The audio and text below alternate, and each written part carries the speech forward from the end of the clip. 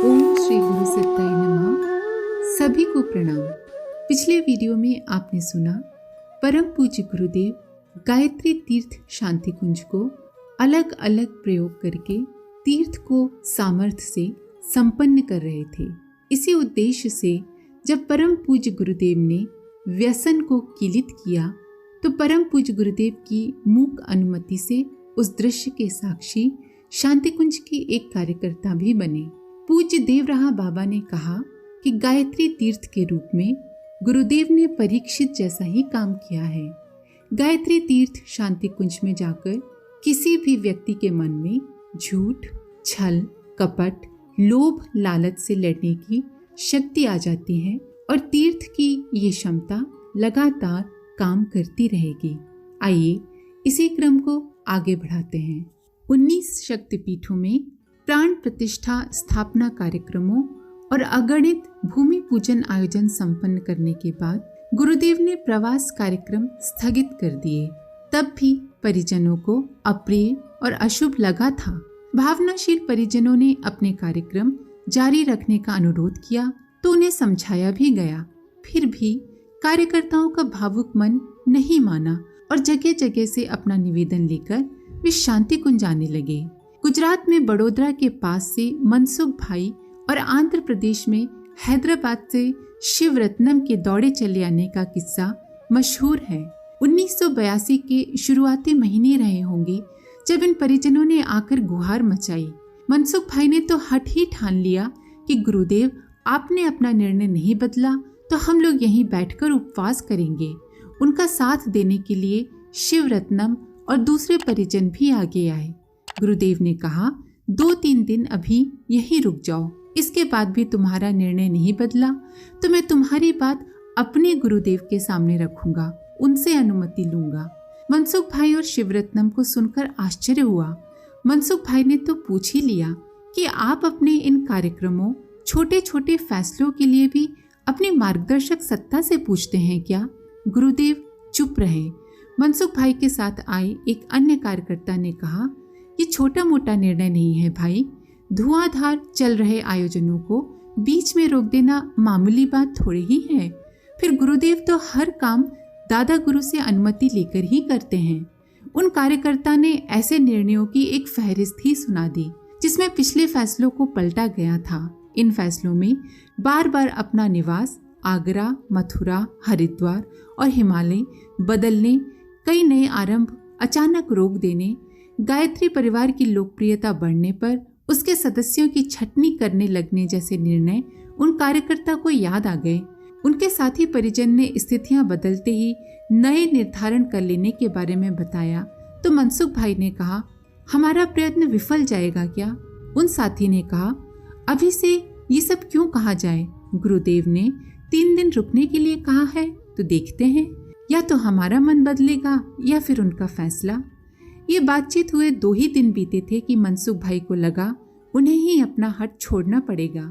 शांति कुंज में उन दिनों प्रत्यक्ष रूप से ऐसी गतिविधियां चल रही थीं जिन्हें देखते हुए गुरुदेव के प्रवास स्थगित रहने में ही सार समझ आया। देखा कि आश्रम को जागृत तीर्थ बनाने के लिए सूक्ष्म स्तर पर भी कई प्रयोग चल रहे हैं। गुरुदेव दिन में 2-3 बार गायत्री नगर क्षेत्र में आते, वहां हो रही संरचनाओं की प्रक्रिया देखते और निर्माण में लगे लोगों को निर्देश देते। आश्रम में गायत्री परिवार के सदस्यों का आना जाना तो लगा ही रहता। इन 3 दिनों में कई विशिष्ट व्यक्ति भी आते जाते देखे गए। उन्होंने गुरुदेव से अपने काम के बारे में पूछा, परामर्श लिया और मार्गदर्शन मांगा। जिस कमरे में मनसुख भाई और उनके साथी ठहरे थे, वहीं पास वाले कमरे में तिरुवनंतपुरम के एक वैज्ञानिक दयानिधि वर्धन भी आए हुए थे। बातों ही बातों में उन्होंने बताया कि केरल के कुछ पश्चिमी रुझान वाली संस्थाएं यज्ञ अग्निहोत्र पर काम कर रही हैं। उनका उद्देश्य इस विज्ञान को हथिया लेना है। हम लोग अपनी विद्या को अपने पास ही बचाए रखना चाहते हैं। गुरुदेव से इस बारे में परामर्श किया है। मनसुख भाई ने पूछा कि आपको ठीक लगे तो हमें बताइए ना कि गुरुदेव ने आपका क्या समाधान किया। इस पर दयानिधि वर्धन जी ने बताया कि गुरुदेव ने आज ब्रह्मवर्चस्व दिखाने के लिए कहा है। वहाँ यज्ञ अग्निहोत्र की सूक्ष्म और विशेष सामर्थ्य पर अनुसंधान चल रहा है, प्रयोग भी हो रहे हैं। दयानिधि वर्धन पहली बार शांति कुंज आए थे। मनसुख भाई ने ब्रह्मवर्चस आरण्यक के बारे में अपनी समझ और जानकारी के बारे में बताया। दयानिधि वर्धन ने कहा कि वहां जाकर देखते हैं तो इस बारे में और पता चलेगा। गुरुदेव की प्रेरणा हुई तो केरल में भी हम लोग इसी तरह की संस्थापना करेंगे। सुनकर मनसुख भाई के मन में विचार आया कि अपनी बात भी कर ही ली जाए। उन्होंने कहा, आप लोग तिरुवनंतपुरम में ब्रह्मवर्चस जैसी योजना शुरू करेंगे तो क्या गुरुदेव को भी ले जाएंगे? पूछने के बाद वे थोड़े झेप भी गए। लगा क्या बचकाना बात कह दी। दयानिधि वर्धन ने कोई खास प्रतिक्रिया तो नहीं की, सिर्फ इतना ही कहा, हम अभी विचार कर रहे हैं, संस्थान बनाते हैं तो गुरुदेव जाएंगे या उनके प्रतिनिधि, ये देखना उनका काम है। मुझे तो लगता है कि वे यहाँ से सब कुछ संचालित आयोजित कर सकते हैं, उन्हें कहीं भी आने जाने की आवश्यकता शायद नहीं है। मनसुख भाई ने ये उत्तर सुना तो पहली बार लगा कि वे लोग व्यर्थ ही हट करते हुए यहाँ आए हैं। क्या ये उचित नहीं कि गुरुदेव से हट करने की बजाय उनके मिशन और संदेश को नए क्षेत्रों में फैलाया जाए? इधर मनसुख भाई और उनके साथियों का शांति कुंज में तीसरा दिन पूरा हो रहा था। मन स्थिर नहीं हो रहा था कि गुरुदेव के सामने अपनी बात दोहराएं या नहीं। संयोग कहें या सौभाग्य कि उस दिन गुरुदेव किसी कार्यक्रम के सिलसिले में गायत्री नगर की ओर आए। मनसुख भाई को लगा कि अच्छा मौका है। वो प्रणाम करने के लिए तेज कदमों से गुरुदेव की ओर बढ़े। पास पहुंचते ही गुरुदेव ने कहा, तुम्हारे 3 दिन पूरे हो रहे हैं बेटा, क्या सोचा, अभी रुकोगे या जाओगे? मनसुख भाई को लगा कि भीतर ही भीतर जो उद्वेलन चल रहा था वो रुक गया है। झील में पानी जैसे ठहरने लगा है। कुछ देर किसी पत्थर के गिरने पर जो हिलोरें उठने लगी थीं वे शांत हो गई हैं और साफ सुथरे जल में दृश्य बिंब स्थिर हो रहा है। गुरुदेव ने पूछा ही था कि मनसुख भाई ने शांत और स्थिर मन से कहा, आप जैसा कहें गुरुदेव, भगवान जिस तरह हम लोगों से काम लेना चाहें लेने दो, उसे अपनी इच्छा के अनुसार चलाने की कोशिश मत करो। गुरुदेव के इन 2 वाक्यों ने मनसुख भाई का संशय साफ कर दिया। अब वहां कोई दुविधा नहीं रह गई थी, आग्रह भी नहीं था। उन्होंने देखा गुरुदेव आगे निकल रहे हैं। वो लौटकर अपने कमरे में आए और साथियों से बोले, हम लोग गुरुदेव से आग्रह और हट करने की बजाय उनकी बात माने, इसी में हमारा भी भला है। संगी साथियों के साथ थोड़ी देर बातचीत चलती रही। फिर वे उठे और गायत्री नगर में बन रही प्रखर प्रज्ञा सजल श्रद्धा की छतरियों की ओर चले। निर्माण कार्य लगभग पूरा हो चुका था। उसके आसपास खाली पड़ी जगह पर कुछ साधक आसन बिछाए बैठे ध्यान का अभ्यास कर रहे थे। मनसुख भाई और दूसरे सदस्य भी पास ही बैठ गए।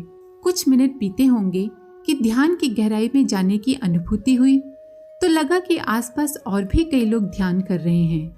जो लोग सशरीर वहां बैठे थे, इन ध्यान कर रहे साधकों की संख्या उन सब से भी कई गुना अधिक थी। उनके श्वास उच्छ्वास की आवाजें सुनाई दे रही थीं। पूरा को रेचक की गति इतनी लयबद्ध थी कि लगता था कई लोग नहीं, उन सबका समुच्चय एक विराट इकाई की तरह प्राणायाम का अभ्यास कर रहे हैं। एक ही लय ताल में सैकड़ों लोग श्वास लेते और छोड़ते प्रतीत हो रहे थे। पता नहीं कितनी देर बैठे। जब आंखें खोली तो देखा कि और साधकों की भी पलकें खुली हुई हैं।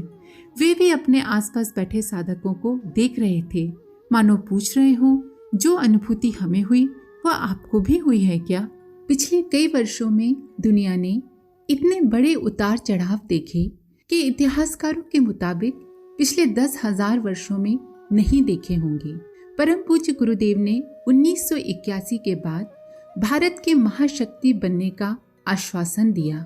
1982 के आसपास अपनी बाहरी गतिविधियों को समेटना शुरू किया तो परिजनों से कहा कि नया युग आरंभ होने से पहले कुछ कषाय कलमश भी ऊपर आएंगे, उनसे चिंतित नहीं होना है। समुद्र मंथन में भी तो पहले कूड़ा करकट, अनीति, अमंगल और गरल विष निकला था। अमृत तो सबके बाद निकला था। भगवान अपनी दुनिया को हेय स्थिति में पड़े नहीं रहने देना चाहते। वे उसे उबारेंगे और उबारेंगे इसलिए कि भारत का उत्थान आवश्यक है। उसके बिना दुनिया भी नहीं उठेगी। गुरुदेव ने उन दिनों मुलाकात के लिए आई एक संत विभूति से कहा था। इस पर उन संत ने कहा कि भगवान भारत को क्यों उठाना चाहते हैं गुरुदेव? क्या उन्हें भारत से विशेष स्नेह है? विशेष स्नेह नहीं, गुरुदेव ने कहा। भगवान प्रत्येक कल्प में एक देश को चुनते हैं, उसे सजाते, संवारते और वहां प्रकाश उत्पन्न करते हैं।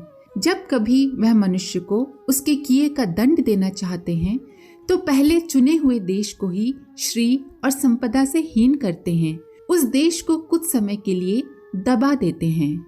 1971 से 1981 के बीच दुनिया में जो कुछ हुआ, अब इसका उल्टा चक्र घूमना है। प्रकृति का चक्र अब लोम गति से घूमेगा और आने वाले 20 वर्षों में शुभ चिन्ह दिखने लगेंगे। फिर उसके बाद सुखद परिणाम आने लगेंगे। मनुष्य अपने वर्तमान और भविष्य के प्रति आश्वस्त दिखाई देगा।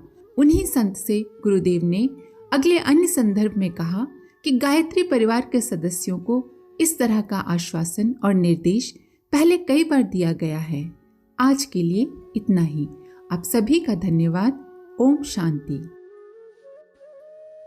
हमारे YouTube चैनल को सब्सक्राइब करें और बेल आइकन को दबाकर ऑल पर क्लिक करें ताकि नोटिफिकेशंस आपको मिलती रहें।